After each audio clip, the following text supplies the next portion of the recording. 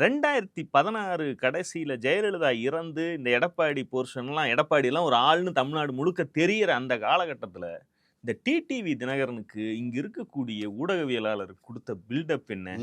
பாஜகவையெல்லாம் அவரு லெப்ட்ல டீல் பண்ணிடுவாங்க. அவரு அது திராவிட செல்வர் அப்படின்னு வேற பட்டம் கொடுத்தாரு. பத்திரிகையாளர் எவ்வளவு அழகா ஹேண்டில் பண்றாரு. அவர் சிரிப்ப பாரியா அப்படின்னானுங்க. அதான் என்ன மன்னார்குடி மாஃபியாவை பொறுத்த வரைக்கும் சசிகலா ஜெயிலில் இருந்து திரும்பி வருவது வரைக்கும் விசிறி விட்டு கொண்டு சாமரம் வீசிக்கொண்டு காலை கழுவி நக்கி குடித்து கொண்டிருந்த ஊடகவியலாளர்களுக்கெல்லாம் இன்னைக்கு அந்த குடும்பமும் சசிகலாவும் டிடிவி தினகரனும் இன்னைக்கு கேலிப்போர்.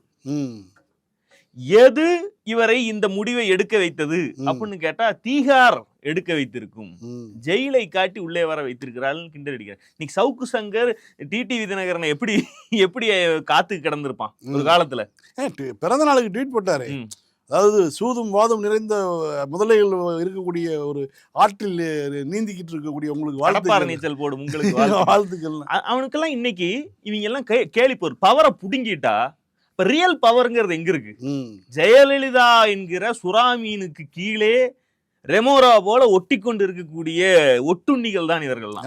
இவங்க சுறாமீனுக்கு அடியில ஒட்டிட்டு போறதாலேயே அது பல்லுல பட்டு தெரிக்கிற துணுக்குகளை கடிச்சு திங்கிறதாலேயே இவங்க எல்லாம் பெரிய பவர்ஃபுல் இவங்க எல்லாம் நினைச்சுக்கிறாங்கல்ல. அது சுறாமீன் செத்த பிறகு இவர்களுடைய நிலைமை எல்லாம் இன்னைக்கு என்ன ஆகும்? இன்னைக்கு அவங்களே இவங்களை கிண்டல் பண்றாங்க. என் வீட்டுக்கு சொத்தையே தின்னுட்டு என்னையே நக்கல் அடிச்சேன்னு கேட்க கூட முடியாத நிலைமையில தான் டிடிவி தினகரன்லாம் இன்னைக்கு இருக்காருன்னு வைங்க. எடப்பாடி பழனிசாமி எல்லாம் தலைவராக ஏற்றுக்கொண்டு முதலமைச்சர் வேட்பாளராக ஏற்றுக்கொண்டு வேலை செய்வதற்கு போய் தும்பச்சொடியில சுருக்கு போட்டு மாட்டிக்கலாங்கிற அளவு எப்ப ரொம்பலாம் இல்ல, 15 நாளைக்கு முன்னாடி சரி செஞ்சுக்கிறோம். எங்க கட்சியில என்ன சரி பண்ணணும் நீங்க அட்வைஸ் சொல்லுங்க, நான் கேட்டுக்கிறேன். பழனிசாமியோட போகணுங்கிறீங்களா நீங்க அட்வைஸ்? அதுக்கு நாங்க தூக்குமாடி கூட தொங்கிடுவோம். டிசம்பர் மாதத்தில் நீங்க ஒண்ணுமே வேணாம், கூகுள்ல போய் டிடிவி தினகரன் எடப்பாடி விமர்சனம் இந்த 3 கீவேர்டு தான், 3ஐயும் ஒன்னா போட்டுருங்க.